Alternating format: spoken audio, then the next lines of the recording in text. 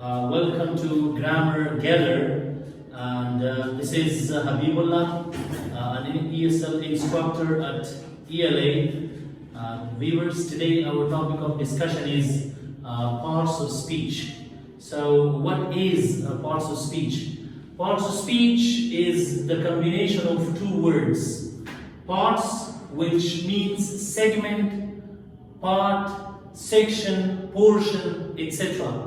And speech, which means saying, address, articulation, conversation, etc. So basically, parts of speech is traditional term that refers to the word that forms speech. Now, parts of speech, parts of speech मतलब the her अल्फाजों combination दे जगह English language के speech जोड़े, speech construct कई. So it's speech formation. It's a speech formator. It makes speech. Okay, and the definition of parts of speech is that parts of speech are those words that are divided into different groups or classes according to their grammatical functions in a sentence.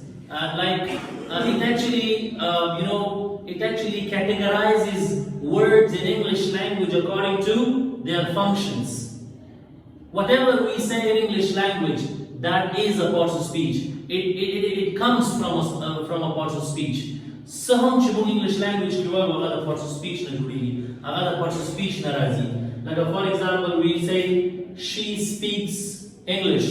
If we see, so she, what is it? It's a pronoun. So pronoun is a part of speech. Speaks is a verb. It's a part of speech. Similarly, English is a noun, is a part of speech. So whatever we say in English grammar or whatever we say in English language, it is a part of speech. It is a part, it comes from one of the parts of speeches. Okay, parts of speeches are 8 in number. In English language, there are 8 parts of speech. Noun, pronoun, adjective, verb, adverb, preposition, conjunction, and interjection. So we will be discussing one by one all of these parts of speech in detail. Parts of speech are generally divided into two classes: open system items, closed system items. Open system items are nouns, verbs, adverbs, and adjectives. Closed system items are pronouns, conjunctions, prepositions, and interjections. Open system items are those items which take prefixes and suffixes. Open system items have items the parts of speech classes prefixes suffixes Like how suppose we say play is a verb. It takes suffixes like suffix er. It makes player. It becomes noun.